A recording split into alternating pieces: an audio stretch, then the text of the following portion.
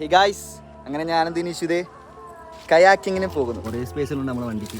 ദിനീഷ വണ്ടിനെ കുറിച്ച് പറഞ്ഞു കൊടുക്ക്. വണ്ടിക്ക് 4 ടയറുണ്ട്. അടിയിലാ കാണൂല. ഓക്കെ, കുത്തി പോണം. ഓക്കെ.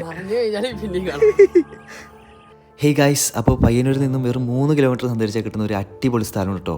കയാക്കിങ്ങും ഹൗസ് ബോട്ടും ഒക്കെയുള്ള സ്ഥലം. അപ്പോൾ ഒന്ന് കണ്ടാലോ നമുക്ക്. പറപ്പിച്ച് വിടുവാ തൊഴി.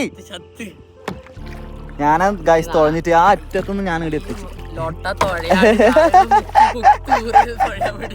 ഒട്ടും പ്രതീക്ഷിക്കാതെ നടന്ന സംഭവം ആയതുകൊണ്ട് തന്നെ നമുക്ക് സൺസെറ്റ് ഒന്നും അധികം കാണാൻ വേണ്ടി പറ്റില്ല കേട്ടോ.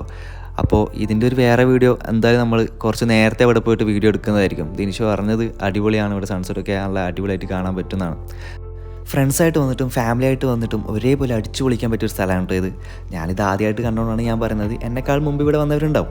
ഇവർക്ക് കയാക്കിംഗ് മാത്രമല്ല ഹൗസ് ബോട്ടും കൂടി ഉണ്ട് കേട്ടോ. 100ഓളം പേർക്ക് യാത്ര ചെയ്യാൻ പറ്റുള്ള ഹൗസ് ബോട്ടും കൂടി ഇവരുടെ കയ്യിലുണ്ട്. ഐസ്ലാൻഡ് ക്രൂയിസ് എന്നാണ് ഇവരുടെ കമ്പനിയുടെ പേര്.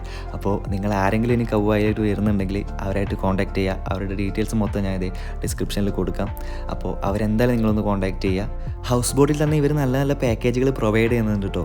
അതായത് ഞങ്ങൾ വീഡിയോ എടുക്കാൻ വന്നതല്ലാത്തത് കൊണ്ടാണ് എനിക്കതൊന്നും അധികം കാണിക്കാൻ പറ്റാത്തത്. അതായത് പ്ലാൻ ചെയ്ത് വന്നതല്ലല്ലോ ഞങ്ങൾ ഇങ്ങനെ ഒരു വീഡിയോ എടുക്കണമെന്ന്. അപ്പോൾ ഇവിടെ വന്നപ്പോഴാണ് ഞങ്ങളുടെ ചേട്ടൻ ഇങ്ങനെ ഒരു സാധനം ഉണ്ടെന്ന് ഞങ്ങൾ അറിഞ്ഞത്. കയാക്കിങ് ഹൗസ് ബോട്ടൊക്കെ ഉണ്ടെന്ന് അറിഞ്ഞത്. ഞാനിതുവരെ തോണിയിൽ തന്നെ ഞാൻ കയറിയിട്ടില്ല. അപ്പോൾ ഞാൻ ദിനീഷിനോട് പറഞ്ഞാൽ നമുക്കൊരു റൈഡ് പോയാലോ കയാക്കിങ്ങിൽ. അങ്ങനെ പെട്ടെന്ന് ഞങ്ങൾ കയറി വന്നതാണ് കേട്ടോ. അപ്പോൾ അത്രയ്ക്കേ ഉള്ളൂ. ഇനി നിങ്ങൾ കൗവായിൽ വരികയാണെങ്കിൽ ഇവരൊന്ന് കോൺടാക്ട് ചെയ്യുക. Okay, by.